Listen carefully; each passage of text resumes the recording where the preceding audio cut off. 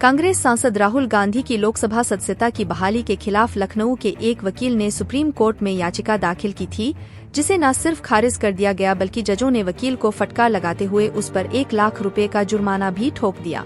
लखनऊ के वकील ने अपनी जनहित याचिका में पिछले साल अगस्त में कांग्रेस नेता राहुल गांधी की लोकसभा सदस्यता बहाल करने वाली 7 अगस्त की अधिसूचना को रद्द करने की मांग की थी।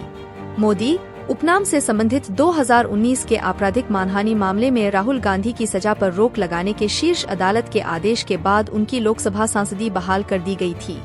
PIL की सुनवाई करते हुए जस्टिस भूषण R गवई और जस्टिस संदीप मेहता की पीठ ने याचिका को तुच्छ करार दिया और कहा कि ऐसी याचिकाओं ने न केवल अदालत का बल्कि पूरे सुप्रीम कोर्ट रजिस्ट्री का कीमती समय बर्बाद किया है। खंडपीठ ने कहा, हर याचिका को अदालत की रजिस्ट्री में कई सत्यापन अभ्यासों से गुजरना पड़ता है। उन्होंने कहा कि ऐसी याचिका पर ठोस जुर्माना लगाया जाना चाहिए ताकि वादियों को जनहित याचिका PIL का दुरुपयोग करने से रोका जा सके। अपने संक्षिप्त आदेश में पीठ ने कहा कि अदालत ने 20 अक्टूबर को वकील और याचिकाकर्ता अशोक पांडे की इसी तरह की एक और जनहित याचिका को खारिज कर दिया था, जब राष्ट्रवादी कांग्रेस पार्टी के नेता मोहम्मद फैजल की लोकसभा सदस्यता की बहाली को चुनौती दी गई थी। उस वक्त भी पांडे पर 1 लाख रुपए का जुर्माना लगाया था। नई याचिका में पांडे ने तर्क दिया था कि दोष सिद्धि और सजा के आधार पर राहुल गांधी की अयोग्यता तब तक लागू रहनी चाहिए जब तक कि इसे अपील में रद्द नहीं कर दिया जाता।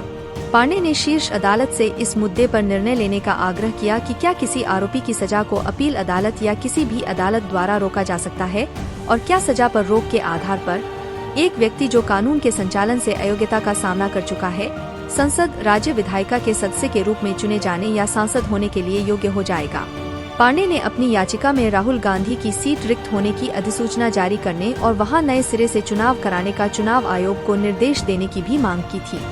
जस्टिस गवई की अगुवाई वाली पीठ ने पिछले साल 4 अगस्त को इस आधार पर कांग्रेस नेता की सजा पर रोक लगा दी थी कि ट्रायल जज यह बताने में विफल रहे थे कि राहुल गांधी कानून के तहत अधिकतम सजा के हकदार क्यों थे और उनकी अयोग्यता जारी रहने से क्या उनके निर्वाचन क्षेत्र के लोग संसद में उचित प्रतिनिधित्व से वंचित नहीं हो जाएंगे।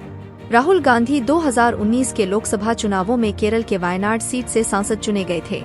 मोदी सरनेम केस में उन्हें 23 मार्च को सूरत ट्रायल कोर्ट ने दोषी ठहराया था और सजा सुनाई थी। इसके बाद लोकसभा सचिवालय ने उन्हें संसद से अयोग्य घोषित कर दिया था। सांसदी बहाली से पहले तक गांधी 131 दिनों तक सांसद के रूप में अयोग्य रहे थे।